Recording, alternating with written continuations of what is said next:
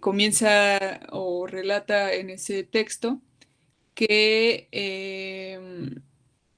que obviamente la psicología, bueno, está fraccionada, pero todo eso es psicología, ¿no? Todos esos son los objetos de estudio de la psicología, ¿no? Lo que dice el conductismo, lo que dice el psicoanálisis, lo que dice la postura cognitiva, todo eso es psicología y hay que buscar una psicología general para poder, y todos esos son aportes para entender a la psicología general, ¿no?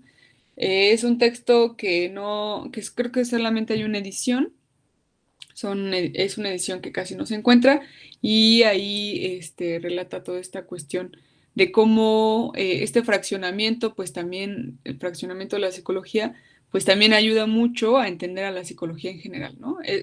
Podemos decir que todos esos objetos de estudio es la psicología general, ¿no? Y la búsqueda de la psicología general pues permite unir todas esas teorías y que son parte pues obviamente del acercamiento al entendimiento de lo psicológico. Bueno, Vygotsky es un autor que vamos a ver al final y vamos a ver si nos da tiempo de checar esta discusión. Pues en general, bueno, hay algunas opiniones o hay algunas, no posturas, sino algunas de ustedes, bueno, en general, de cierta forma resumieron el texto, pero vamos a ver cuál es a veces la lectura de dos capítulos no nos da para entender la postura del autor. A veces hasta hay que leer todo el libro para entender la postura del autor. Vamos a ir caminando poco a poco. Pero les voy a presentar lo que es un video. Espero se escuche, si no me dicen, para que veamos cuál es la postura del autor, qué quiere decir sobre antropología filosófica o qué es la antropología filosófica, cómo se pasa a la filosofía cultural, ¿ok? Y de qué trata cada una de estas para poder después relacionarla con la psicología cultural. ¿Ok? Entonces voy a presentar pantalla. Me notifican, por favor, porque no voy a poder ver yo la pantalla de ustedes. Sí, se escucha, ¿ok?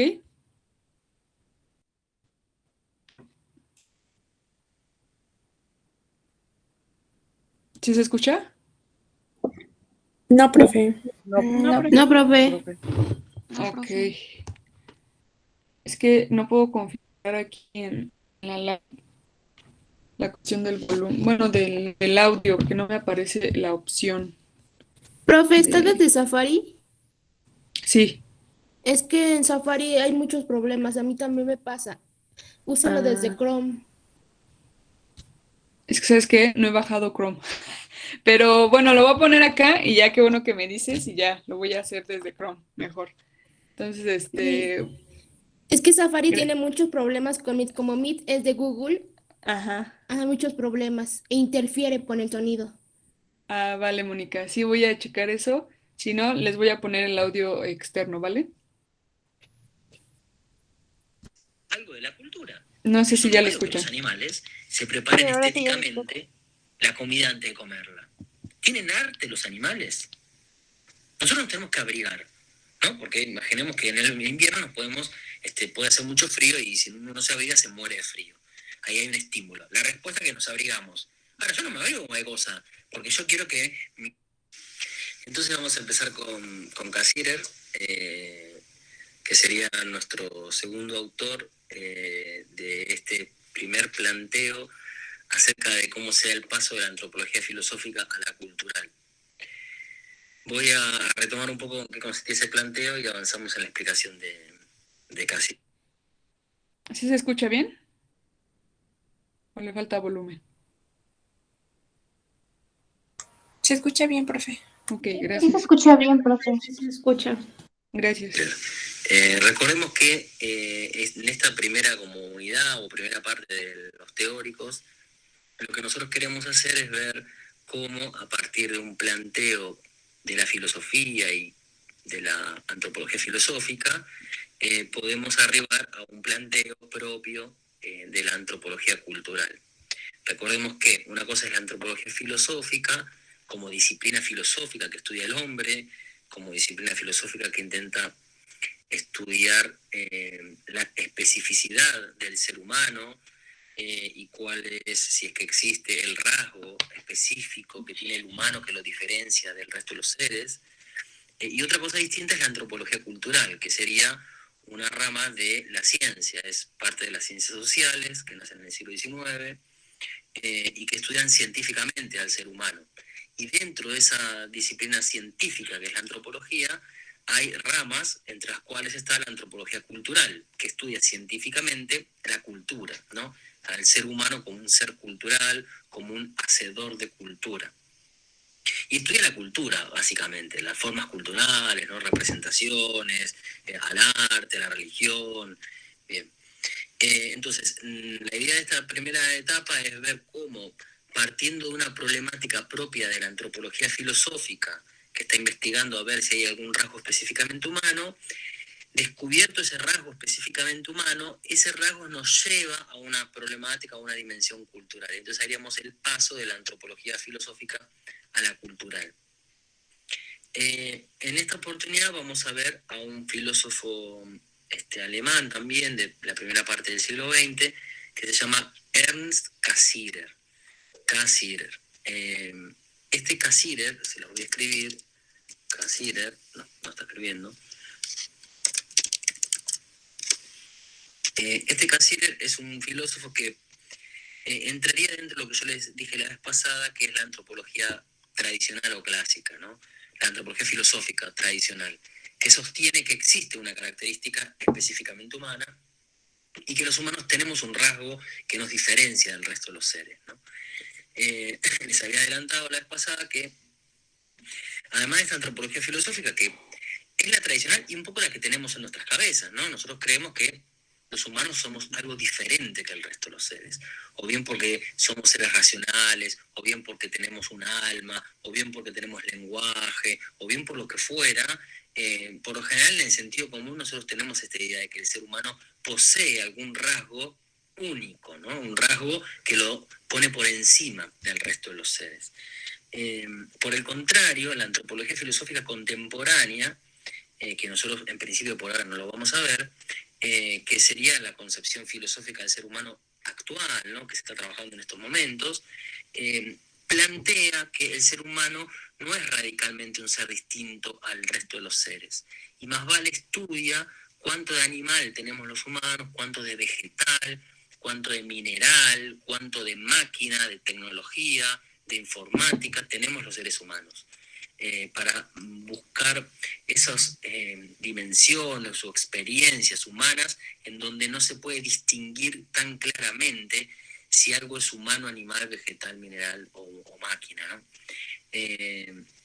Bien, pero volviendo a la antropología filosófica tradicional, entonces, Cassirer, este filósofo de la primera parte del siglo XX, va a hacer un planteo que va a decir que para entender qué es el ser humano, la definición tradicional del ser humano como un Homo sapiens, que eso sería la definición, si quieren, como biológica, ¿no? El ser humano es esa especie homínida, Homo, que posee el pensamiento, ¿no? Sapiens. Que es un poco la idea que también tenemos, ¿no? El ser humano es el ser racional, o el ser que piensa, que tiene pensamiento o que tiene conciencia. Este Cassirer dice que esa definición resulta insuficiente en realidad, que no, digamos, que no es que está mal, pero que no da cuenta de todo el fenómeno propiamente humano. Que si yo quiero entender qué es el ser humano, es como muy limitada esa definición. Y que entonces hay que ampliarla. ¿Y qué hacer? Él va a decir que el ser humano habría que entenderlo, al ser humano habría que entenderlo como un animal simbólico, no como un animal pensante, sino como un animal simbólico. Y que eso es lo que nos diferencia de los seres, del resto de los seres, ¿no? De los animales, por ejemplo. Entonces, para entender qué quiere decir que los humanos somos animales simbólicos, vamos a reconstruir un poco la crítica que él hace comparando al humano con el animal. Y él va a caracterizar al animal de una determinada manera y después lo va a comparar con el ser humano para ver cuál es la diferencia. Bien, ¿vamos bien? ¿Alguien quiere preguntar algo? Pero bien, aprovechen. Bien, si no, yo creo que se fueron ya. Que Cassirer va a ser entre el humano y el animal. Esto Cassirer lo hace en un libro que se llama Antropología Filosófica. Él va a partir de un modelo muy propio de su época que explica el comportamiento animal a partir de como una arquitectura conceptual que es común incluso a la psicología, ahora se van a dar cuenta por qué, que explica o que dice que el comportamiento animal se define por la relación que hay entre el estímulo y la respuesta, o entre un esquema receptor y un esquema efector. Son sinónimos, no son conceptos idénticos, pero son sinónimos. Y que entonces yo quiero entender cómo se comportan los animales, qué características tienen, tengo que ir a ver cómo interactúa el individuo con su medio ambiente, con su medio, ¿no? Y en esa interacción se juega este esquema de estímulo-respuesta o esquema efector y receptor. No estoy grabando. No, buenísimo. Gracias por hacernos recordar, María. Ahí le estoy grabando. Entonces, Cassirer, como decía, va a definir al ser humano como un animal simbólico, va a decir que la definición de ser humano como Homo sapiens es limitada, y para entender qué quiere decir que somos seres simbólicos, nos va a comparar con los animales. Y al hacer esto, entonces, lo que hace es entender al animal a partir de un esquema propio de su época, que era el estímulo y respuesta, ¿no? Que es ver cómo interactúa el individuo con su medio. En el caso de los animales, ¿cómo se da esa relación entre un estímulo y la respuesta, ¿no? Bueno, Cassirer va a decir que estímulo y respuesta, o esquema efector y esquema receptor, forman un círculo funcional. ¿Qué quiere decir círculo funcional? Quiere decir que ante un determinado estímulo se produce una determinada respuesta. Ante un determinado efecto se produce una determinada respuesta, ¿no? Ahí hay un sistema efector, que sería como una respuesta, y un sistema receptor, que sería como recibe uno el estímulo. Entre estímulo y respuesta hay un círculo funcional. ¿Esto qué quiere decir? Esto quiere decir que el comportamiento del animal con su medio es un comportamiento, así lo lee Cassirer al menos, cerrado, ¿no? Es decir, ante los mismos estímulos, los animales responden con las mismas respuestas, y lo hacen de manera inmediata. Acá hay una palabra importante. En ese círculo funcional, en ese esquema receptor y efector, la respuesta se da de manera inmediata frente a un estímulo. ¿Qué quiere decir inmediata? Bueno, que aparecido el estímulo, surge la respuesta. Surge la misma respuesta ante los mismos estímulos. Es una idea, o si quieren un supuesto, propio de esa época, ¿no? Propio de cierta ciencia algo positivista de fines del siglo XIX y principios del siglo XX. Por ejemplo, vamos a poner algunos ejemplos medios tontos, pero para que se entiendan. El ejemplo famosísimo dentro de la psicología es el de los perros de Pavlov, ¿no? El experimento que hace Pavlov dentro de esa psicología conductista es que a unos perros que están encerrados se les toca una campana y se les pone alimento, ¿no? Entonces los perros van y ven el alimento y comen. Y así, antes de darle el alimento, le tocan la campana. Entonces, el estímulo en los perros esos es el ruido de la campana. El ruido de la campana dispara una respuesta que es las ganas de comer, ¿no? Que es como el hambre. Y los perros empiezan a babear, ¿no? ¿Cómo, Nacho? Claro, la salivación. Claro, la salivación, ¿no? Entonces, en algún momento tocan la campana, no ponen la comida, y sin embargo los perros salivan igual, como si estuvieran frente a la comida. Entonces, ahí el modelo lo que quiere explicar es que las respuestas se van dando como mecánicamente, ¿no? Y de manera inmediata.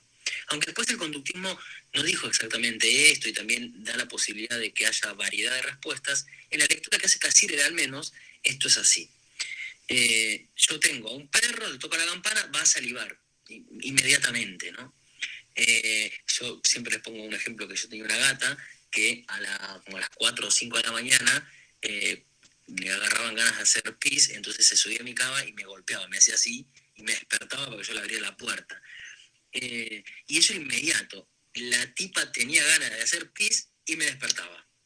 Es decir, en ningún momento al animal, en este caso a mi gata, se le ocurría retrasar la respuesta que era despertar a su amo para que le abra la puerta. Y decir, bueno, me la banco, porque está durmiendo, no lo voy a despertar, no sé, se acostó tarde. No, estímulo, gana de hacer pis, respuesta, despertar al amo. Y así era inmediatamente. El animal no puede hacer nada con ese estímulo más que lo que siempre hace. Si ya la respuesta que resuelve el estímulo es despertar al amo, sale eso. Y por más que un día uno está durmiendo desde hace 10 horas o hace 1 hora, está enfermo, lo que fuera, la respuesta es la misma. Parece una tontería, pero bueno, es lo que ocurre. El animal tiene hambre y come. Nosotros tenemos hambre y podemos decir, bueno, pero no voy a comer porque en realidad me estoy cuidando. O no, voy a esperar un poco porque quiero comer con, no sé, con mi pareja o con mi familia. No es que tenemos la necesidad de satisfacer de manera inmediata ese estímulo que sería el hambre. Y muchísimo menos lo hacemos siempre de la misma manera. Porque yo puedo tener hambre, pero me cansé ya de comer lo que estoy comiendo todos los días. Que tengo ganas, tengo hambre de otras cosas, decimos, ¿no? ¿Qué quiere decir eso? Bueno, que no somos animales. Que la satisfacción de nuestras necesidades, de nuestros estímulos, en este caso el hambre, no sea de la misma manera. Que es variable eso. Lo mismo podemos pensar en relación a la sexualidad. Los animales tienen un instinto, que sería esto, ¿no? Que es, en algún momento, necesitan reproducirse. Forma parte de la lógica de la naturaleza. Ante el estímulo, imaginemos que hay una perra en celo, el perro responde mecánicamente y va y monta a la perra, o hace todo lo posible por montarla. Aunque hay seres humanos que parecen animales, ¿no? No somos animales. No es que, uy, estoy caliente y tengo que estar con alguien. Bueno, uno puede hacer otras cosas con eso. Uno puede manejar su deseo de otra manera. El deseo parece ser que no se limita a ser una expresión de una naturaleza a la que tenemos que acudir necesariamente. El deseo parece ser que tiene que ver con otras cosas, porque de hecho, no solo que hacemos otras cosas y que podemos, así como con la comida, retrasarlo, podemos manejarlo, podemos reinventarlo, sino que las respuestas son variadas también. No todos tenemos las mismas prácticas sexuales, no a todos nos gusta lo mismo, no a todos nos da placer lo mismo, no todos deseamos lo mismo. ¿Qué quiere decir eso? Quiere decir que en esa relación estímulo y respuesta, el humano se posiciona en un lugar muy distinto del que lo hace el animal. Bien, ¿y en qué lugar se ubica el ser humano? ¿Por qué somos diferentes? ¿Qué es lo que nos hace diferentes? ¿Por qué cuando a mí me da hambre yo no como lo primero que se me cruza? No, no es que estoy, no sé, en la cola del banco ahora para cobrar un plan social y tengo hambre y le muerdo el hombro al que tengo adelante. Yo no hago eso. Pero la leona cuando tiene hambre y pasa una cebra va y se la come. Y no es que dicen, a ver, me conviene, no me conviene, no, va y come. Entonces, ¿por qué los humanos no hacemos eso? Insisto, habrá algunos que parecen menos animales, pero no somos animales. ¿Por qué nuestra relación con el medio, nuestro comportamiento, no se explica únicamente a partir de este estímulo y respuesta que se da de manera inmediata? Cintia dice por la cultura. Antes de la cultura, porque eso entonces ya sería la respuesta de la antropología cultural, antes, lo que nos va a llevar a la cultura, ¿qué es? Casi lo que dice, porque somos seres simbólicos. Porque somos animales simbólicos. ¿Eso qué es? Que nuestra respuesta está mediada por un equipo simbólico. Un equipo simbólico. Parece ser que todos, en nuestra naturaleza humana, traemos al mundo un equipo simbólico. ¿Que está compuesto de qué? Está compuesto de arte, está compuesto de lenguaje, está compuesto de religión, de mito, de filosofía, de ciencia. Eso es el equipo simbólico. Es a través de estas herramientas, vamos a decirlo así, de estos símbolos, como el hombre responde. Y por lo tanto las respuestas están siempre mediadas por ese equipo simbólico. Ante un estímulo, nuestra respuesta va a pasar por medio de alguno de estos equipos simbólicos. Y entonces se convierte en otra cosa. Y eso es variable. Les voy a dar un ejemplo que creo que se va a entender. Sigamos con el hambre. Imaginemos que uno tiene hambre. Entonces, la semana que viene, que es Viernes Santo, alguien tiene hambre y le ponen un plato de, no sé, de milanesas y dice, no, yo no como carne hoy. Hoy voy a comer, ¿qué comemos?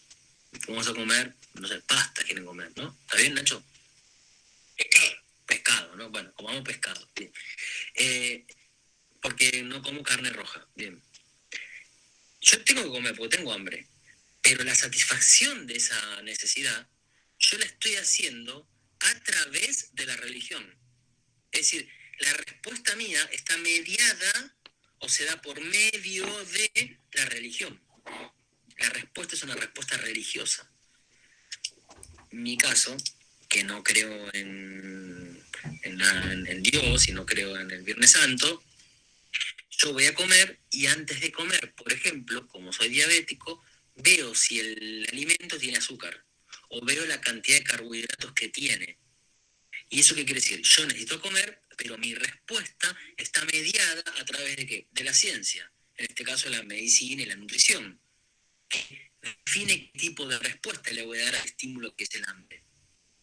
Habrá otro, por ejemplo Nacho seguramente hace esto, que para responder al hambre, él necesita que el plato de comida sea estético, que los colores combinen y que haya un plato gourmet, entonces tiene que haber algo del orden de lo estético para que él se siente a comer. Mucha gente puede hacer eso, ¿no? Eso sería, el hambre está mediado a través de ¿qué? Está mediado a través del arte, perfectamente. Alguien puede pensar que la comida tiene que ver con un gusto estético. ¿No es así, Nacho? Absolutamente. Muy bien. Bueno, ¿vamos bien? ¿Me van entendiendo?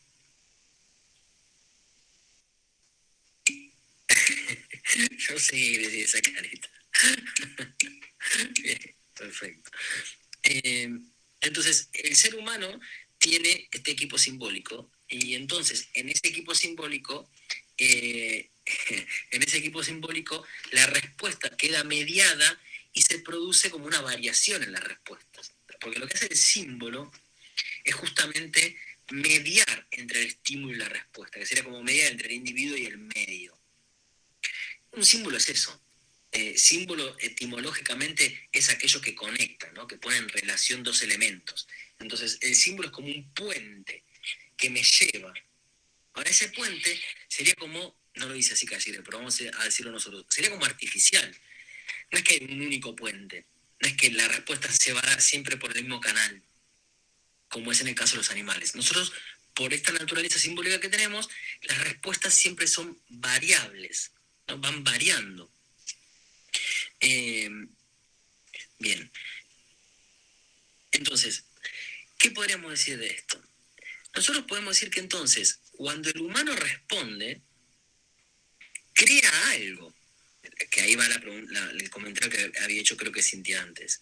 Es decir, mi respuesta está creando una forma estética. Si yo digo, voy a comer, pero antes voy a ordenar y le pongo los colores de la verdura y le hago un chorrito no sé qué. Es decir, preparando la satisfacción del hambre, la respuesta, lo que está haciendo es algo estético. ¿Y eso qué sería si es algo estético? Bueno, eso es algo de la cultura, porque yo no veo que los animales se preparen estéticamente la comida antes de comerla. ¿Tienen arte los animales? Nosotros nos tenemos que abrigar, ¿no? Porque imaginemos que en el invierno puede hacer mucho frío y si uno no se abriga se muere de frío. Ahí hay un estímulo. La respuesta es que nos abrigamos. Ahora, yo no me abrigo con cualquier cosa, porque yo quiero que mi campera haga juego con el pantalón, o ahí hay una respuesta estética en relación a una necesidad que sería natural, pero la respuesta es variable. Bueno, por ejemplo, la vestimenta, ¿qué es? Un objeto de la cultura, clarísimamente, como la comida, ¿no? La cultura culinaria hablamos. Yo puedo estudiar una cultura a partir de sus comidas, como puedo estudiar una cultura a partir de su vestimenta. Y ver, no sé, evaluar, por ejemplo, los tejidos mapuches en relación a tal cosa. O ver, por el contrario, qué quiere decir que en tal pueblo las personas usan tal gorro en esta circunstancia. Es decir, hay cuestiones que son producto de la respuesta simbólica y que devienen, ¿qué cosa? Que devienen objetos culturales. Y entonces ahí sí entra la antropología a estudiar. ¿Qué va a estudiar? Los modos de vestimenta. ¿Qué va a estudiar? El arte de una determinada cultura. La vestimenta, como rasgo identitario de una cultura, es producto de que los humanos somos seres simbólicos, que respondemos a una necesidad, por ejemplo, estéticamente. O, por ejemplo, nosotros con Nacho en el verano nos fuimos a un lugar en donde hacía mucho frío. Hoy dijeron que hacía mucho frío a la mañana porque hizo 11 grados. 11 grados, más 11 grados, y dijeron, se viene el frío, dijeron. Nosotros estuvimos con Nacho hace un mes, más o menos, ¿no, Nacho? ¿Un mes?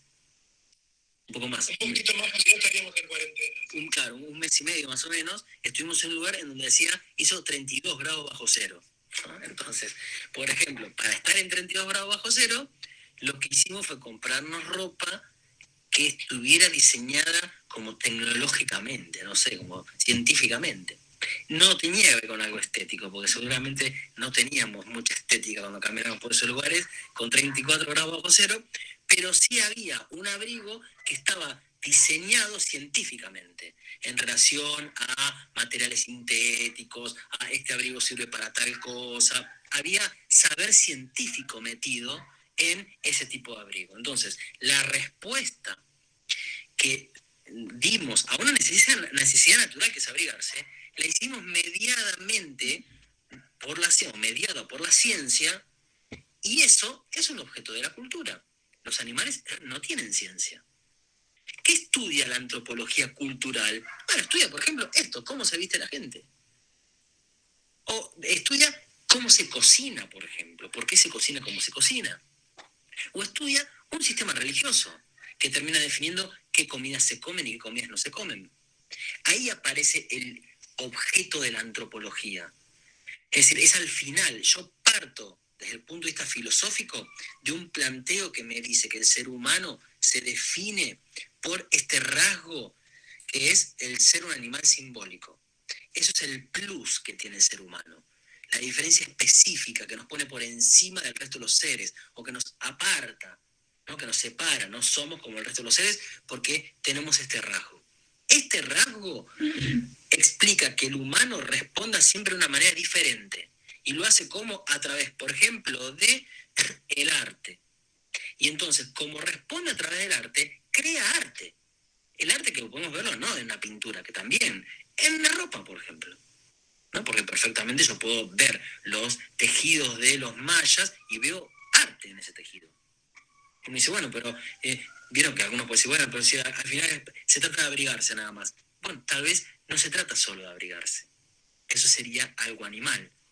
Los humanos queremos abrigarnos por razones científicas, por razones estéticas, por razones religiosas, y así lo hacemos. O por razones mercantiles, como lo hacemos ahora, de moda, ¿no? Muy bien. ¿Vamos bien? En la historia para dormir de esta noche. Es la tradicional y un poco la que tenemos en nuestras cabezas, ¿no? Nosotros creemos que Absolutamente. pura y le hago un chorrito no sé qué. Es decir, preparando la satisfacción del hambre, la respuesta lo que está haciendo es algo estético. Y eso, la comida antes de comerla. ¿Tienen arte los animales?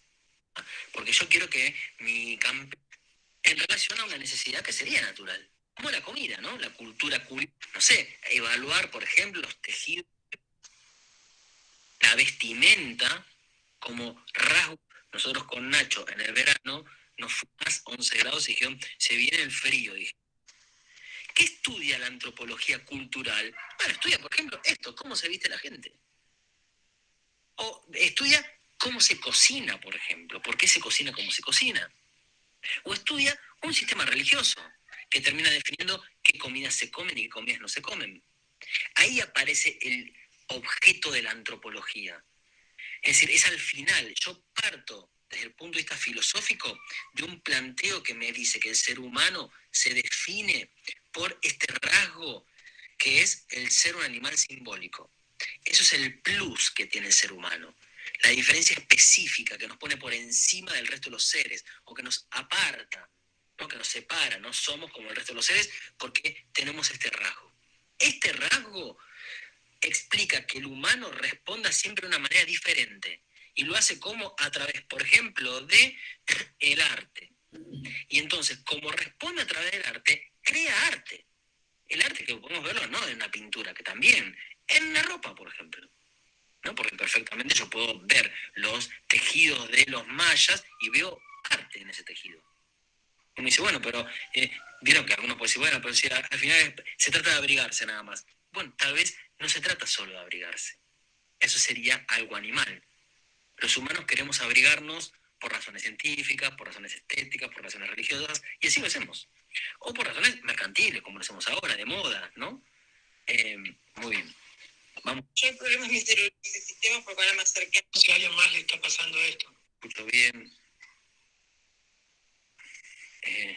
No sé qué decir, chicos.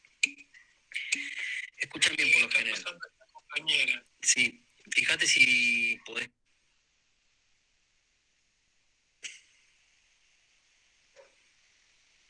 Bueno, sí, se había ido, Mariela está volviendo. Bueno, entonces estábamos en que, como somos animales simbólicos, sí, Una cosita. sí, Y que es más fácil de entender que si se te fue cortando, mujer, porque debe ser sí, un embolia que te pasa eso. sí, recuerden que están grabadas estas clases.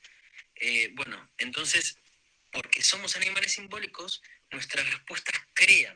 ¿Qué crean? Arte, religión, cultura, lenguaje. Entonces, ahí veo cómo, partiendo de una problemática filosófica, yo termino en una problemática que es propia de la antropología cultural, que es ver qué es el arte, o cómo es la vestimenta de un pueblo, o cómo es la cultura culinaria de un pueblo, qué tipo de cocina tiene un pueblo, ¿no? Bien, entonces, eso es lo que me importa que entendamos de este paso de la antropología filosófica a la cultural, ¿no? Por ejemplo, pongo un último ejemplo. Los humanos tenemos necesidad de enterrar o de hacer algo con los muertos, porque tenemos algo con la muerte, entonces algo tenemos que hacer con los muertos. Ahora, frente a la necesidad de hacer algo con la muerte, los humanos inventamos como distintas muertes o distintas formas de hacer algo con la muerte, distintas formas de despedir un muerto. No es simplemente que enterrémoslo, prendámoslo fuego, no, cada cultura le da todo un mundo, ¿no? de sentido a la muerte y crea una concepción religiosa de la muerte, una concepción artística de la muerte, una concepción científica de la muerte. Hay razones de todo tipo en esa respuesta humana. Y que es variable. Yo voy a una cultura y veo que, no sé, el Día de los Muertos en el norte argentino se hace tal cosa, y en el Día de los Muertos en, qué sé yo, en México se hace otra cosa. Y otra cosa que implica no necesariamente otras creencias, pero tal vez sí otras concepciones estéticas, por ejemplo. Bien, y todo eso es estudio de la antropología cultural. Bien, entonces, como segundo autor, Cassirer, ¿sí? El planteo de él tiene que ver con entender en qué consiste la naturaleza simbólica del ser humano, en qué consiste lo que es el equipo simbólico, y diferenciarlo con el animal, que solo puede tener una relación de inmediatez con su entorno. Muy bien, hasta acá, Cassirer.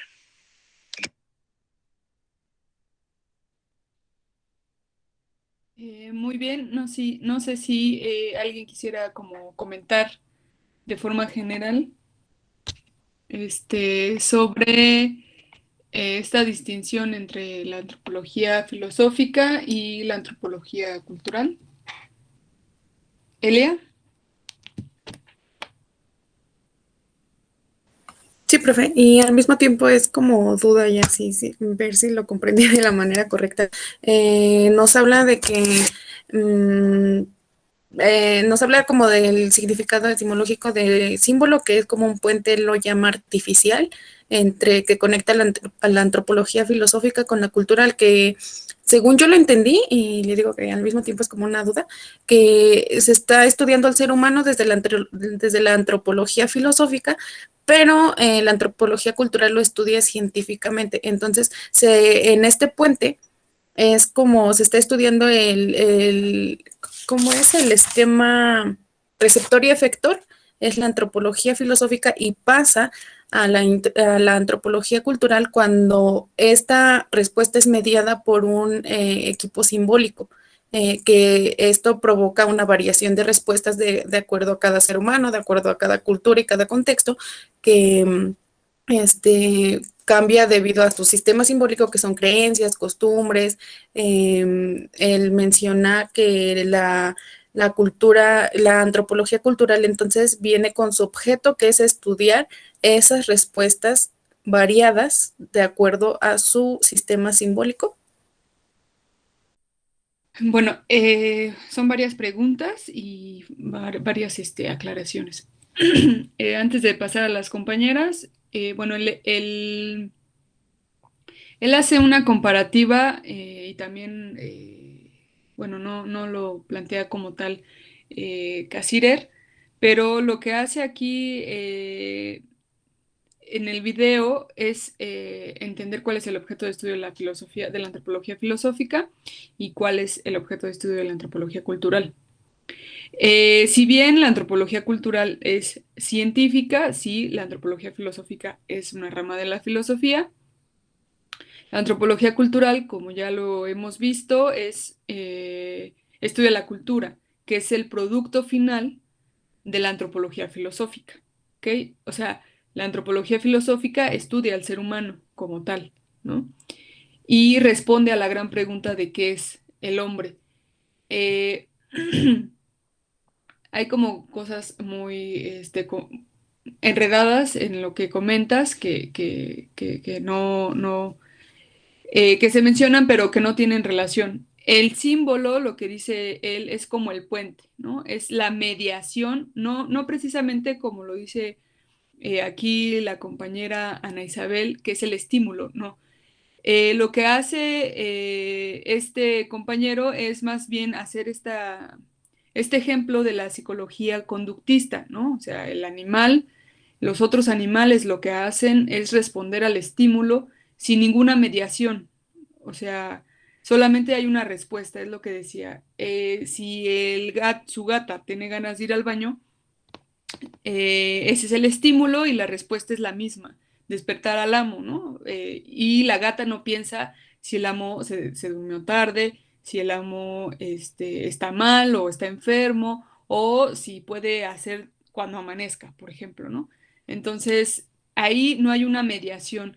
Lo que hace la antropología filosófica es entender el previo de la cultura, ¿no? Que es el ser humano, quien hace cultura. Entonces, lo que aquí menciona sobre Ernest Cassirer, o la postura de Ernest Cassirer, es que más bien nosotros, por eso es kantiano, el ser humano está equipado, por eso dice que está equipado está equipado por un conjunto de, ¿cómo se dice? Eh, bueno, a ver si ahorita se me viene la palabra a la cabeza, pero está equipado por este conjunto de efectos o de signos, ¿no? De símbolos, perdón, que es el arte, la ciencia, la religión y el lenguaje. Es un equipamiento que todo ser humano comparte, por eso es kantiano, porque al igual que Kant, él dice que la razón práctica y la razón pura la tiene todo ser humano, solamente que hay que cultivarla. Y lo que estudia la cultura es la antropología cultural desde una perspectiva científica, pero lo que estudia la antropología filosófica es el ser humano como tal, ¿no? O sea, estudia todo este equipamiento que el ser humano tiene para relacionarse con los demás y con su realidad. Y la mediación, que es una parte importante de observar en la antropología filosófica y obviamente en esta filosofía de la cultura, son respuestas mediadas. Por eso hay un apartado en Cassirer, que si no mal recuerdo es el capítulo 3, que habla de las respuestas animales a las respuestas humanas. Entonces, aquí sobre todo hace un debate con la psicología conductista, ¿no? Entonces, el ser humano, la mediación o las conductas, las respuestas más bien que da son respuestas mediadas, respuestas retardadas, ¿no? Y esto quiere decir que son respuestas pensadas, ¿ok? No sé si quedó un poco más claro, Elia. Sí, profe, ya comprendí la diferencia. Gracias. Ok, sí. Creo que primero alzó la mano. Ah, bueno, aquí está ¿cómo se llama? La colita. Michelle. Sí, profe. Bueno, yo de lo que entendí del video es que como tal, bueno, explica que la antropología cultural lo que hace es estudiar de manera pues científica lo que es todo este aspecto de la cultura. Y también mencionó que a partir de antropología filosófica es como se empieza a explicar lo que es la cultura. Y menciona también que el ser humano pues posee algo, ¿no? Que lo diferencia de los animales. Y en su momento pues había definiciones que marcaban lo que era la conciencia, la razón. Y para este autor que es Cassirer, sentía que todas esas definiciones carecían pues de darle en el punto exacto de lo que significa realmente, pues, o la diferencia más bien del ser humano a los animales. Y ahí es donde Cassirer hace un planteo para entender el ser humano y menciona que el ser humano se debe de entender pues como un ser simbólico porque los símbolos son los que le dan sentido pues a las respuestas. Y pues ahí mencionaba efectivamente el ejemplo de los animales, que ellos actúan inmediatamente cuando tienen una necesidad. Y también, como usted lo comentaba, pues no se van a detener a pensar en que si pues lo deben de hacer de cierta manera o en que si deben descartar ciertas cosas. No, ellos inmediatamente pues lo hacen y ya está listo. Y pues los seres humanos pues no reaccionamos de esa manera, siempre hay una variabilidad en nuestras respuestas, en nuestra acción. Y ahí es donde mencionaba que pues entra este aspecto simbólico, que el aspecto simbólico es realmente la clave que hace que nos diferencie de los animales. Y mediante este aspecto simbólico es como creamos arte, cultura y ciencia. Y pues se produce un montón de respuestas variables en base a esto. Y también pues mencionó que el símbolo pues es el puente entre este ejemplo que dio del estímulo-respuesta, como que ese va en medio de estas dos partes para dar pues una respuesta muy, muy, muy variable que pues no es igual, ¿no? Al resto. Y también mencionó que esta misma respuesta variable crea algo estético, que es, pues sí, que eso origina pues algo ya cultural. Y pues también mencionó que aquí es donde entra pues la antropología, porque pues es a partir de todos estos símbolos. También dice que la antropología pues cultural estudia las cosas pues cotidianas que se llevan a cabo pues dentro de una sociedad. Estudia pues cómo viste la gente, qué es lo que cocina y por qué lo hace. También estudia la religión y como que va analizando todos estos aspectos porque cada cultura lo hace de diferente manera y siempre hay un significado y algo de fondo. Y pues dice que los seres humanos pues actuamos en base a razones científicas, estéticas y religiosas. Y pues esto hace la variabilidad de respuestas. Y pues también también menciona, por último, que pues los seres, bueno, como somos seres simbólicos, pues nuestra diversidad de respuestas pues va a crear ya sea arte, ya sea ciencia o religión. Y pues eso es lo que entendí. Bien, gracias Michelle. Sí, es como un resumen muy general de lo que vimos y también, bueno, ayudó un poco a aclarar también lo que se viene preguntando. Bien, gracias Michelle. Natalie.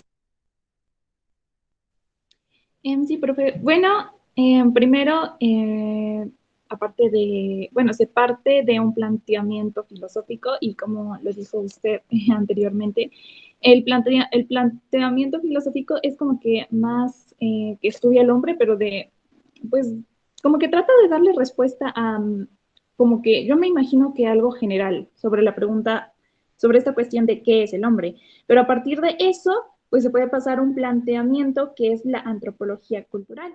Y pues esta se encarga de estudiar al ser humano, pues como un ser cultural, pero ahora de una forma científica. Entonces es aquí en donde pues se da como que, bueno, como que se empieza a creer que los seres humanos somos diferentes a otros seres vivos. Y entonces Ernest Cassirer, Cassirer, ¿sí? Plantea que siempre no somos, pues, no tan distintos a otros seres vivos, puesto que igual poseemos características biológicas que son similares a otros. Entonces, ¿cómo hacemos esta distinción entre otros seres vivos y entre el ser humano? Entonces, es ahí cuando llega este esquema de receptor y efector, y este también lo encontramos en la lectura que leímos. Bueno, lo que distingue al animal y al ser humano es que el animal cuenta con el receptor, que es por el cual recibe los estímulos, y con el efector, que es la respuesta. Pero esta respuesta por parte de los animales es una respuesta inmediata y es mecánica, mientras que el ser humano también cuenta con el receptor y el efector, pero la diferencia es que está, bueno, en medio de estos dos existe un sistema simbólico, y pues eso convierte al ser humano en un ser simbólico. Quiero dar como que un ejemplo súper rápido de la otra vez. Yo y mi mamá fuimos a un hospital y entonces fuimos a la recepción y nos explicaron, bueno, preguntamos por la persona a la que íbamos a visitar y nos dijeron, sí, pueden pasar. Mi mamá lo que hizo fue, no preguntó ni siquiera por dónde estaba en la entrada para las habitaciones, simplemente se dio la vuelta, empezó a subir las escaleras y llegamos al segundo piso.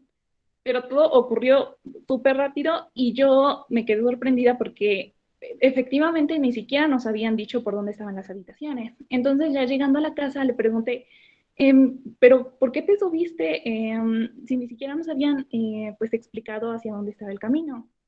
Y me dijo, bueno, es que cuando el doctor me dijo que sí podía yo pasar, yo vi unas escaleras, entonces ahí me imagino que está la representación simbólica.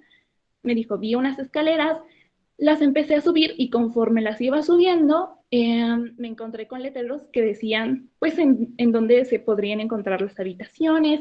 Y luego vi los números de las habitaciones, 1, 2, 3, hasta las que hubiera. Entonces, me parece que ese es un ejemplo de este esquema del ser humano, mientras que podré yo dar un ejemplo sobre el animal, que tengo, bueno, uno de mis abuelitos tiene perritos y a veces por jugar con ellos los patea, entonces al momento de patearlos se quitan rápido. Entonces me imagino que esa podría ser una respuesta inmediata y mecánica, que es lo que tiene este esquema del animal, porque al momento de patearlos y quitarse, el perrito no es como que le va a estar preguntando, oye, ¿por qué lo hiciste? Entonces, pues sí, esa sería mi participación.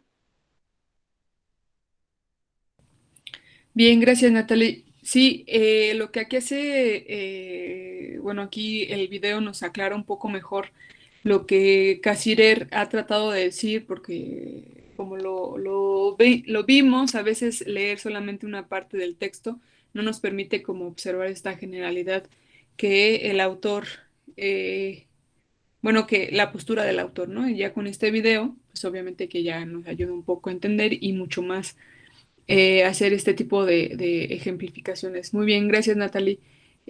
Marina. Bueno, creo que mis compañeras ya aclararon de manera general.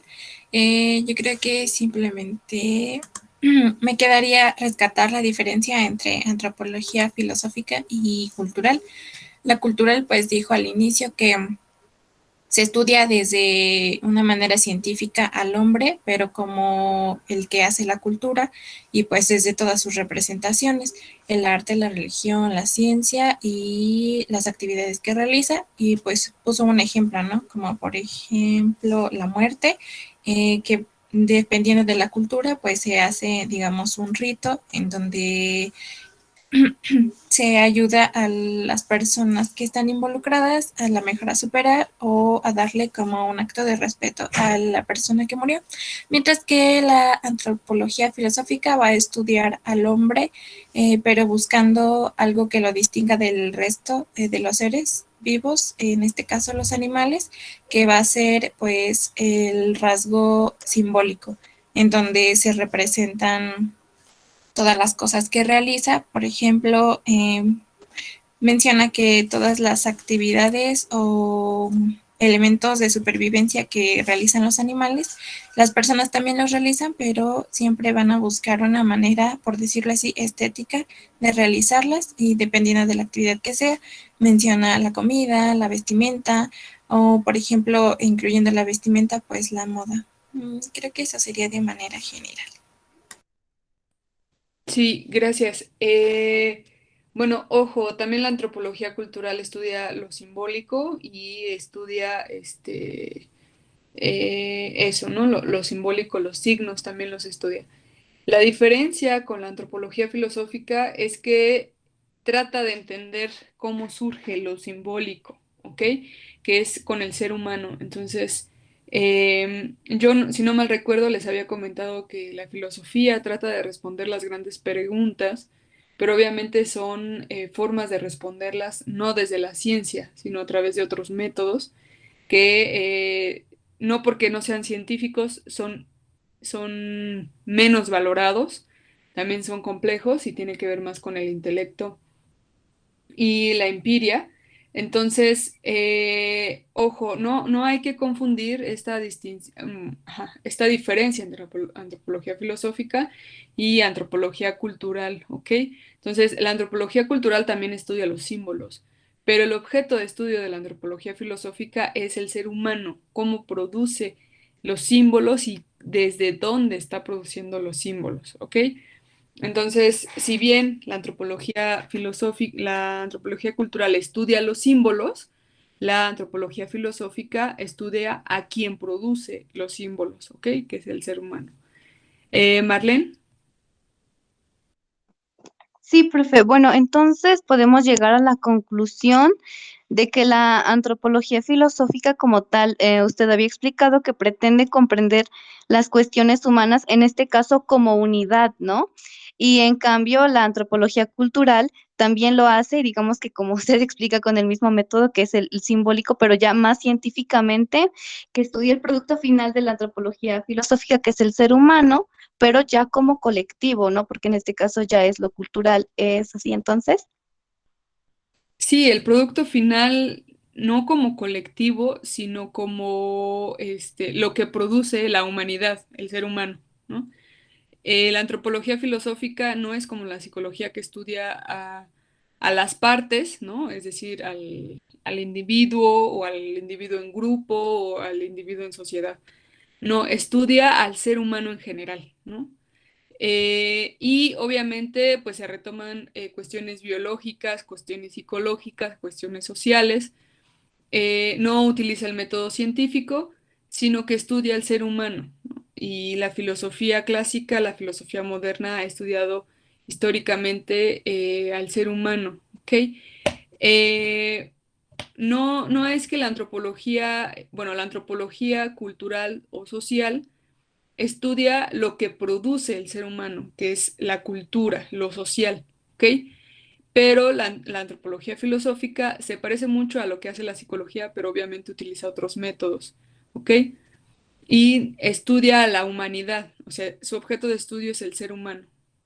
Y responde a las grandes preguntas, eso que no se les olvide. La filosofía responde a las grandes preguntas. y la que responde o la que trata de responder la antropología filosófica es qué es el ser humano, ¿ok? Y lo que hace Cassirer es decir que el ser humano es un ser simbólico, así responde a esta gran pregunta de la filosofía, de la antropología filosófica sobre qué es el hombre. Es un ser simbólico y lo que dice es que estamos dotados de un equipo simbólico para poder relacionarnos con los otros, con la realidad, con la naturaleza y con nosotros mismos también, ¿no? Entonces, vamos a ir aclarando esta cuestión con estos 2 capítulos que leímos y vamos a dar una pequeña introducción a los siguientes capítulos. Entonces, cualquier duda, cualquier cosa que ustedes quieran comentar, abran el micrófono sin ningún problema porque pues no les voy a poder ver, ¿ok?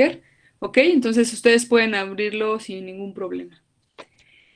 Bueno, Ernest, bueno, aquí lo pronuncia el compañero, él es el compañero que vieron ahorita, creo que es español, y él lo pronuncia como Ernst Cassirer, ¿no? Él es un filósofo y él es un filósofo kantiano, trabaja la filosofía de la cultura y la antropología filosófica.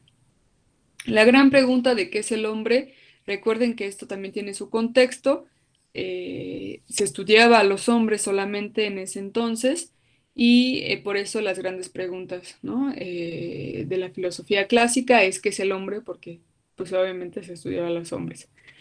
Lo que nos menciona en el primer capítulo y que creo es relevante y no se mencionó tanto es que el autor concluye el problema que se tiene en la actualidad sobre esta crisis del conocimiento del hombre y lo que implica, ¿no? Lo que implica esta crisis de conocimiento del hombre es una crisis política, es decir, al no haber consenso en estas discusiones que se tiene sobre qué son las cosas y sobre todo qué es el hombre, pues obviamente que no podemos decir qué es lo éticamente adecuado, porque hay un sinfín de posturas en relación con ello, ¿no? Y al haber un sinfín de posturas, de definiciones, pues obviamente no sabemos cómo conducirnos, qué es lo que dice ahí, que hay una crisis también política. Entonces, la crisis del conocimiento es que paradójicamente estamos en un momento histórico en el que el ser humano tiene al alcance un sinfín de información, pero que no hay una concreción en estas discusiones y más bien hay como parcializaciones y no solamente la parcialización, sino también la división a partir de esto, ¿no? La fragmentación, lo que implica una crisis, a su vez, una crisis política, por esta cuestión de que no sabemos cómo conducirnos exactamente porque no sabemos qué es o no hay un consenso de lo que es, ¿no? Y en este primer apartado nos menciona como, y ya lo comentaron un poco, la naturaleza del ser humano es la búsqueda del conocimiento, pero una parte importante de esta búsqueda del conocimiento es que ésta le ayuda a sobrevivir al ser humano. Entonces, el ser humano, como lo podemos ver, como un animal, no, si nos damos cuenta, no tenemos garras, no tenemos colmillos, no tenemos tanto pelaje. Entonces, en situaciones normales animales, por decirlo así, pues moriríamos en la intemperie, ¿no? Entonces, el conocimiento es una herramienta del ser humano, por eso el gran peso que tiene el cerebro a diferencia de otros animales y obviamente la complejidad y las interconexiones que existen es lo que nos ha ayudado históricamente a sobrevivir como especie, ¿no? Entonces, el conocimiento es una herramienta del ser humano para sobrevivir. Y el conocimiento, pues obviamente que se crea en conjunto y se da a partir de la acumulación de conocimientos de otros. Entonces, el conocimiento no se crea por sí solo y no es que el ser humano, o sea, sí nacemos con este equipamiento biológico para producir esto, pero no lo podemos producir por sí solo, ¿no? Es decir, cuando nosotros nacemos necesitamos de un grupo humano para poder sobrevivir, de lo contrario moriríamos por todo lo que les acabo de comentar. Un bebé moriría muy rápido si estuviera solo. Entonces, por eso todo este proceso de aprendizaje se da en la infancia, en la adolescencia, a partir de un grupo humano al que acompaña a los nuevos integrantes, ¿no? Y este grupo humano va enseñando al nuevo integrante pues a sobrevivir a través de un conocimiento que históricamente se ha ido acumulando de las madres, de los padres, de los abuelos, bisabuelas, bueno, y todas las generaciones anteriores. Y obviamente que también se aprende de los amigos, las amigas, y de los maestros, maestras, y cualquier ámbito en el que interactúa el ser humano, ¿no? Entonces, el conocimiento para el ser humano es una herramienta de sobrevivencia y por naturaleza, como ya lo acaban de comentar, el ser humano tiende a conocer, pero porque es una cuestión de sobrevivencia. Entonces, lo que vamos a ver en este primer capítulo es que históricamente ha habido distintos métodos de conocimiento y sobre todo para poder conocer al otro, para poder conocer lo de afuera, primero también me tengo que conocer, ¿no? Entonces, hay podemos decir que una visión de espejo, por decirlo así, porque a partir de que yo conozco lo otro, también voy viendo cómo conozco lo otro, es decir, me voy conociendo a mí. Y eso también pasa en la investigación, ¿no? Cuando nosotros comenzamos a hacer investigación, me planteo una pregunta y esta pregunta obviamente tiene que ver con mi historia, me estoy conociendo, qué es lo que me inquieta y por qué quiero conocerlo. Al momento de comenzar a conocerlo, voy viendo cómo son también mis procesos, ¿no? Es decir, necesito que alguien esté conmigo acompañándome en estas discusiones, necesito primero leer, hacer un resumen, entender y luego sintetizar, discutir, ¿no? Son procesos que vamos viendo y vamos conociendo cuando hacemos investigación. Lo mismo pasa cuando estamos conociendo, ¿no? Cuando un niño o una niña dice, bueno, te dicen, pruébalo, ¿no? Y ya dice si te gusta o no te gusta.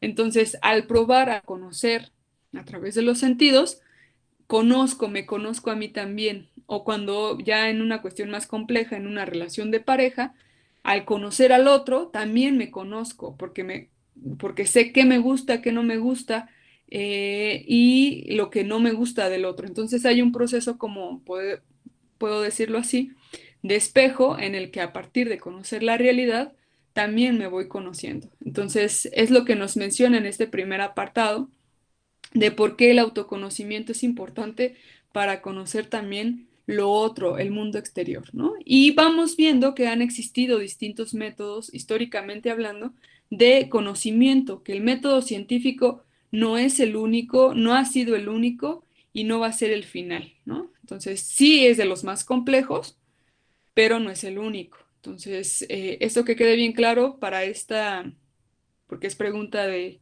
examen, para este primer apartado. ¿Cuáles son los métodos históricamente hablando en la que el hombre conoce, ¿no? En el que el ser humano conoce? Y uno de ellos es el autoconocimiento. Este autoconocimiento que ha sido llamado como la introspección es uno de los principales métodos de este autoconocimiento, ¿ok? Y bueno, esto sobre todo se ha dado, por ejemplo, en la filosofía, y vamos a ver que también el método psicoanalítico lo utiliza, ¿no? Entonces, lo que aquí menciona, dice, tampoco los pensadores más escépticos negaron la posibilidad y la necesidad del autoconocimiento. En la filosofía del escepticismo, este también podemos decir que es un método, ¿no? Que es el método de la duda, de la que, si no mal recuerdo, Sócrates mencionaba, ¿no? Este método de la duda, que es dudar del todo, de todo lo que hay afuera, para llegar o tratar de llegar a una definición más cercana a la verdad, ¿no? Y menciona, al negar y destruir la certeza objetivo del mundo exterior, el escéptico espera conducir todos los pensamientos del hombre hacia sí mismo. Es decir, sucede este proceso como de espejo en el que a partir de conocer lo exterior me voy conociendo a mí. Entonces, el conocimiento propio declara que es el requisito previo y principal de la realización que nos conecta con el mundo exterior a fin de gozar de sí mismo, ¿no? Entonces, el conocimiento propio, y eso también puede ser pregunta de examen, es este requisito previo, ¿no? Para poder conocer el mundo exterior y obviamente conectar con él. Entonces, primero debe de haber un autoconocimiento o un conocimiento propio para poder conocer lo otro. Y el método de la introspección, como aquí lo menciona, ha sido relevante en una primera instancia. Entonces, sin introspección, sin una percepción inmediata de los sentimientos, las emociones, las percepciones, los pensamientos, ni tan siquiera podríamos definir el campo de la psicología humana, ¿no? Entonces, Cassirer va haciendo como este relato histórico a partir de la filosofía clásica, desde los escépticos, pasando por Platón y Aristóteles, ¿no? Dos que ya supongo lo vieron, dos autores que son relevantes a nivel del pensamiento occidental. Eso es muy importante.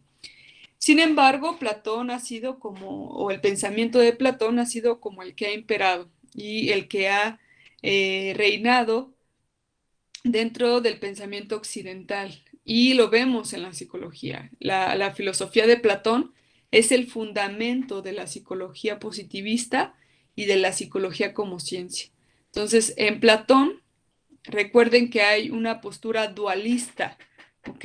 De entender la realidad. ¿Qué quiere decir esta postura dualista?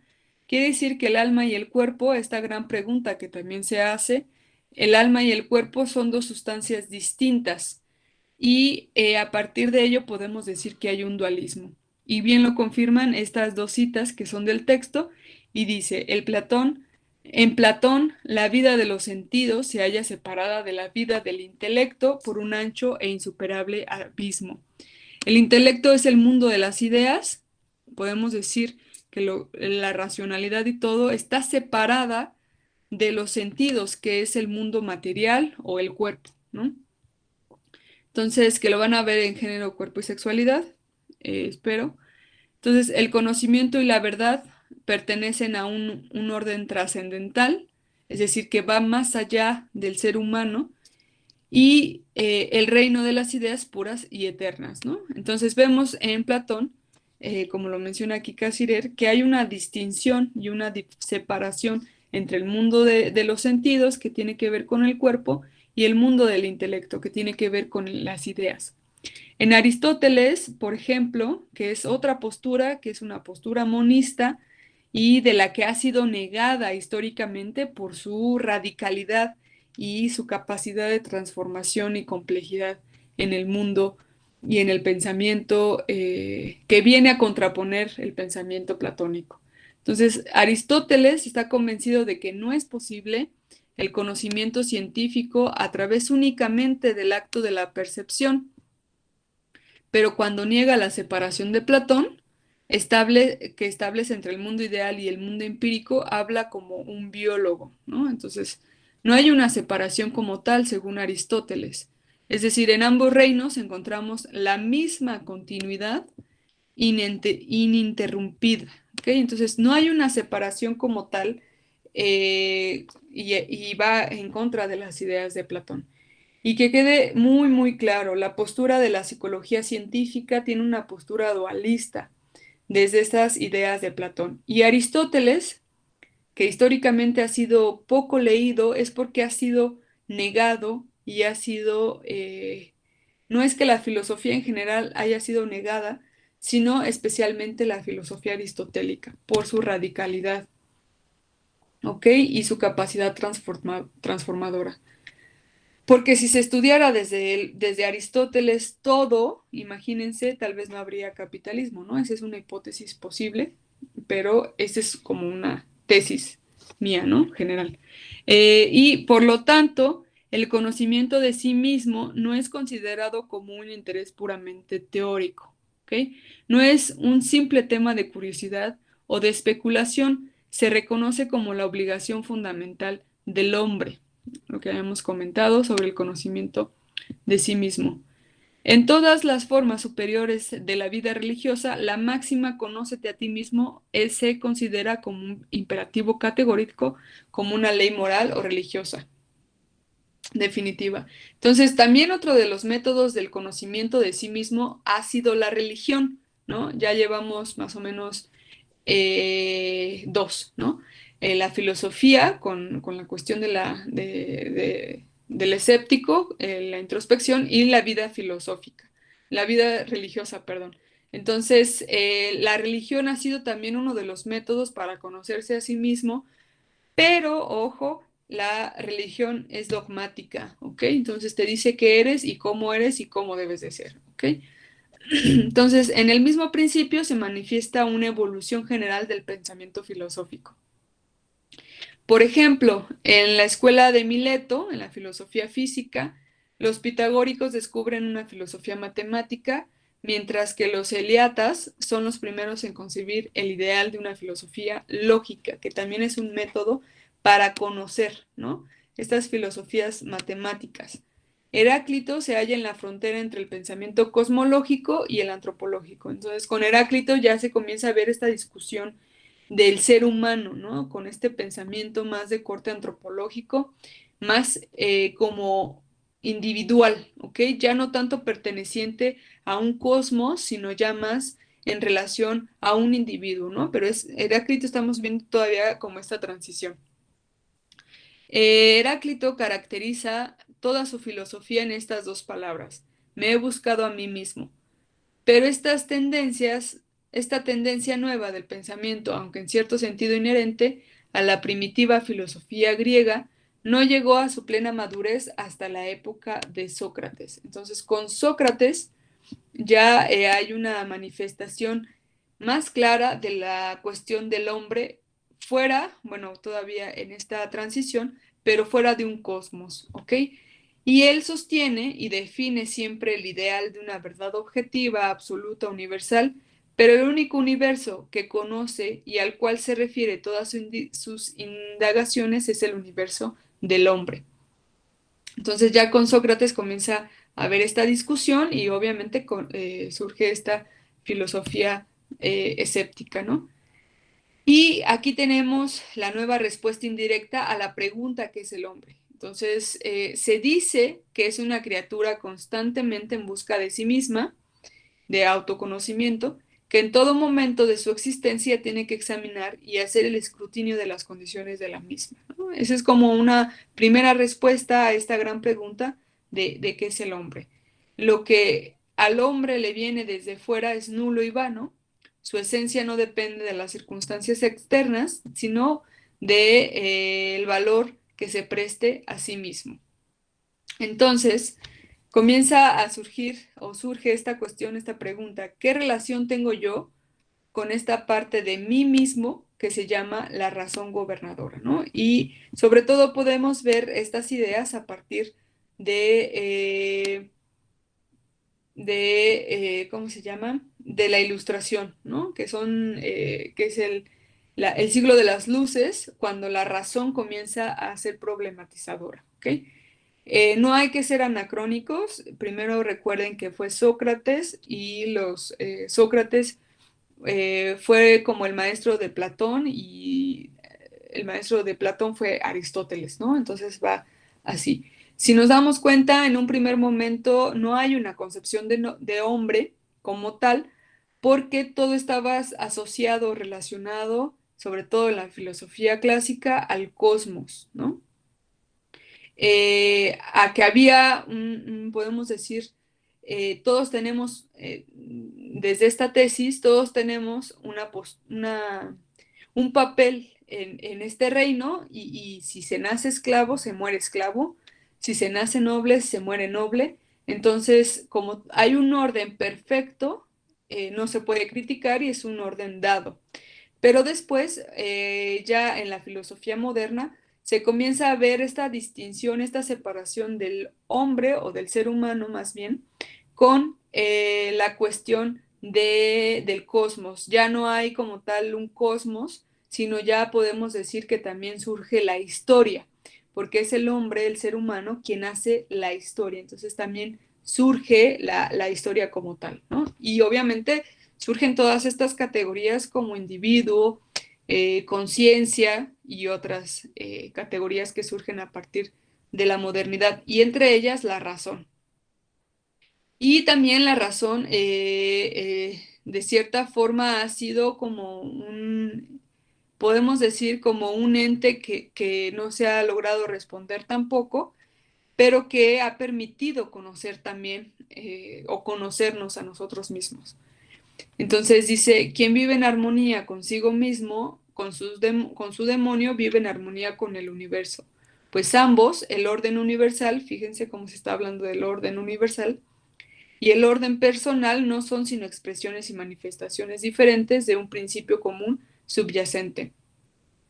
El hombre demuestra su inherente poder de crítica, de juicio y discernimiento al concebir que en esa correlación corresponde la parte dirigente al yo y no al universo. Una vez que el yo ha conquistado su forma interior, ésta permanece inalterable e imperturbable. Es decir, ya la concepción de yo comienza a conquistar el interior y ya no este orden universal, como lo comentábamos hace un rato, de estas concepciones filosóficas clásicas. Entonces ya hay un yo, ¿no? Hay un ser individual que crea historia y obviamente crea cultura, ¿no? Entonces la vida es en sí misma algo cambiante y fluyente, pero su verdadero valor hay que buscarlo en un orden eterno que no admite cambios, ¿no? Entonces este orden eterno tiene que ver más con esta visión de esta cosmología de un orden universal, es decir, supra a mí, ¿no? Entonces, también, bueno, a partir de estas ideas que se van gestando, surge también lo que ya se había comentado, el espíritu geométrico y el espíritu de la fineza. En un primer momento se creía que podíamos conocer todo a partir de un método geométrico. Y obviamente, pues no aplica para todo, por eso surge el espíritu de la fineza. Lo que aquí nos menciona, el espíritu geométrico sobresale en todos aquellos temas que son aptos para un análisis perfecto, ¿no? Entonces decían que la geometría, como era tan perfecta, se podía, por ejemplo, discutir o se podía todo llevar para conocer al análisis matemático geométrico, ¿no? Entonces, que todos ser divididos hasta sus primeros elementos. Parte de ciertos axiomas y saca de ellos inferencias cuya verdad pueden ser demostradas por leyes lógicas universales, ¿no? Un poco lo que trató de hacer en un primer momento, pues, la ciencia, pero fíjense cómo vamos de un método matemático a lo que después fue el método científico, por el que se trata, fíjense cómo todavía se comparte ciertos axiomas con el método científico, pero que obviamente en las ciencias sociales no se da igual, por eso también se habla del espíritu de la fineza. Entonces, la ventaja de este espíritu consiste en la claridad de sus principios y en la necesidad de sus deducciones. Pero no todos los objetos, y esto es lo importante, son aptos de semejante tratamiento. Existen cosas que a causa de su sutileza, de su variedad infinita, desafían todo intento de análisis lógico. Si algo hay en el mundo que habrá que tratar de esta segunda manera, es el espíritu del hombre, pues lo que caracteriza es la riqueza y la sutileza, la variedad y la versatilidad de su naturaleza, ¿no? Entonces, vamos viendo que este es el tercer método, ¿no? El método geométrico para conocer, que obviamente se dieron cuenta que no aplica para todo y mucho menos para el ser humano. Por eso surge esta cuestión del espíritu de la fineza. Otro de los métodos que no se mencionó, pero que ustedes ya mencionaron, es el método evolutivo, ¿no? Que estas ideas que trajo a partir del descubrimiento de Darwin, se comenzó a creer que pasaba todo a partir de la evolución, como lo descubrió históricamente Darwin, ¿no? El método evolutivo. En el segundo capítulo, que menciona que la clave del hombre, de la naturaleza del hombre, es el símbolo, ¿ok? Aquí nos menciona que, bueno, Johannes emprende una revisión crítica de los principios de la biología. Según él dice que la ciencia, bueno, según él es una ciencia natural que tiene que ser desarrollada con los métodos empíricos actuales. Bueno, se me olvidó también comentar que otro de los métodos que aquí se menciona es el método científico, ¿no? Entonces, es el último, podemos decir como el método más complejo de conocer, ¿no? Entonces, vemos que es el método de la introspección, la religión, el método geométrico, el método evolutivo y el científico, ¿ok? Entonces, ya, bueno, aquí los menciona, dice, él es una ciencia, según él, es una ciencia natural que tiene que ser desarrollada con los métodos empíricos usuales, los de la observación y la experimentación. ¿Ok? Entonces, son de lo que aquí nos menciona, que son algunos de los métodos empíricos que sobre todo utiliza la ciencia. Entonces, por lo tanto, el pensamiento biológico no pertenece como tal al pensamiento de tipo físico o químico. Como filósofo, es un idealista o fenomenista, pero su fenomenismo no se basa en consideraciones metafísicas o epistemológicas, sino que se fundamenta más bien en principios empíricos, ¿no? Y que esto tiene que ver sobre todo pues con la ciencia, ¿no? Y con esta cuestión de utilizar los sentidos para conocer, por eso la observación y obviamente la experimentación, ¿no? Que también confiere la observación.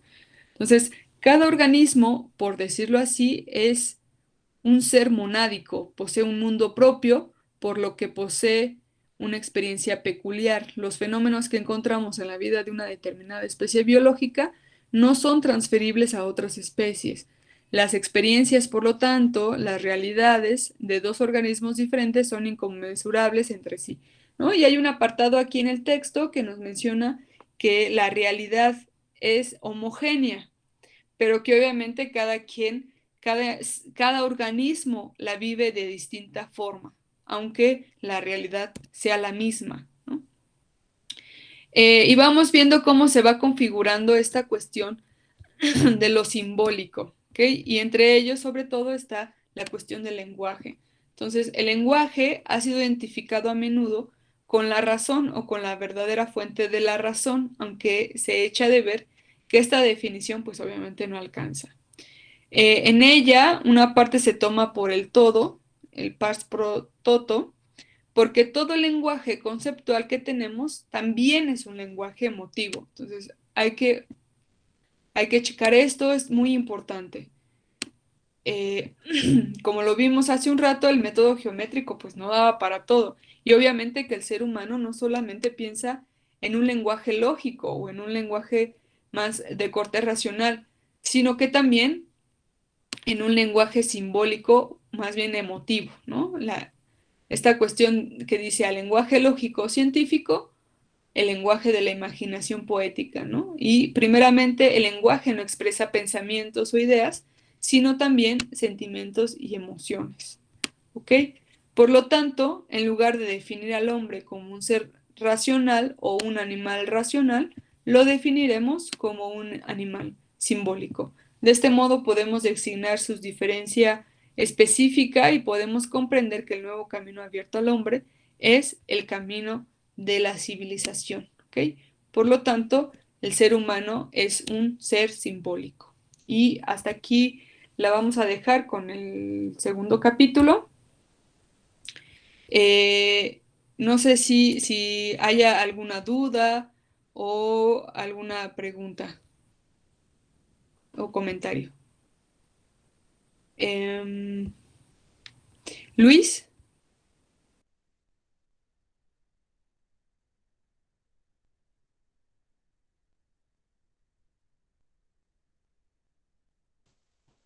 Bueno, creo que no. Ana Isabel. Sí, profe. Entonces quedaríamos con que algunos de los métodos por los cuales tenemos la respuesta a cómo se conoce el hombre sería el autoconocimiento, que es la introspección, sería la filosofía del escepticismo, o sea, que cuenta como la duda, o ese no entraría. Bueno, eso entra sobre todo en la primera parte, ¿no? Que tiene que ver con esta introspección. Ok. Entonces sería igual lo que es la religión, pero recordamos que la religión es dogmática, ¿no? Entonces la religión nos dice cómo tenemos que ser, qué es lo que tenemos que ser y etcétera. Y también tenemos lo que es el espíritu geométrico. Y el espíritu de la fineza también entra como un método por el cual nos tenemos que conocer, o solamente el espíritu geométrico. Bueno, es en realidad el método geométrico, ¿no? Que aquí es llamado como el espíritu geométrico, pero más bien el espíritu de la fineza manifiesta que pues no se puede conocer todo a partir de la lógica geométrica, eh, bueno, que el espíritu podemos decir que también surge como un método o es como un método de conocimiento porque también está toda esta variabilidad para conocernos, ¿no? No, y surge sobre todo a partir del espíritu geométrico. Ok, bueno, solamente esa era como mi duda para aclarar cuáles eran los métodos, ya que nos mencionó que probablemente sería pregunta de examen. Sí, y también, bueno, el método de la evolución, surge a partir de Darwin, y finalmente el método científico. Ok, Vale. gracias. Sí, ¿alguna otra pregunta o Perdón, comentario? Sí.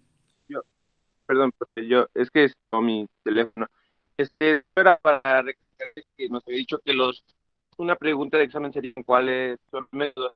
En mi caso yo apunté que era el autoconocimiento, que es la introspección, la religión, que es el escepticismo, el científico, geométrico y el evolutivo, ¿es correcto? Bueno, lo acabamos de comentar. Este es la introspección. El autoconocimiento tiene que ver con la introspección. Entonces es la introspección, el, el geométrico, el del espíritu, el ya no me acuerdo. Bueno, el evolutivo y el científico. Científico y el evolutivo. Eh, sí, sí, igual pueden checarlo de nuevo en la grabación, ¿vale? Te lo acabamos de comentar. Michelle, Sí, profe. Mi pregunta es bueno, en una parte de la diapositiva, ahí aparece que, o igual de la lectura, que pocos psicólogos modernos reconocerían o recomendarían un puro método de introspección. Bueno, mi pregunta es a qué se debe o el porqué de eso. bueno, muchos psicólogos dicen que eso no es ciencia, entonces no es válido, ¿no? Entonces, y bueno, ese método lo ocupa sobre todo, por ejemplo, el psicoanálisis, y también dicen que el psicoanálisis no es ciencia, ¿no? Entonces, mucha de la postura de los psicólogos positivistas y de los que se están formando en otras universidades dirían que la introspección no es como tal un método de conocimiento o que no sería válido, ¿no? Por eso. Y bueno, dicen los psicólogos modernos que son los psicólogos que son ya denominados psicólogos por esta cuestión de la ciencia positivista, ¿no? Y dicen que no es válido la introspección porque se requiere que el científico, quien es el psicólogo, más bien haga la observación y haga el análisis a través de sus métodos para poder entender al otro. O sea, tú como otro, por ejemplo, no te podrías conocer a ti misma, no podrías hacerte este análisis, requieres de alguien. Eso es lo que los psicólogos modernos dirían, ¿no? Requieres de alguien para que tú te conozcas, ¿no? Y para que se haga ciencia, pues obviamente que se requiere del científico. Entonces, por eso muchos psicólogos modernos, hablando de los psicólogos que se están formando como ligados a la psicología científica, ¿no? O denominada científica, que es más bien, yo diría, positivista, ¿no? No sé si haya quedado claro, Michelle. Sí, profe, gracias. ¿Alguien más? ¿Alguna otra pregunta? ¿No? Bueno, ya voy a detener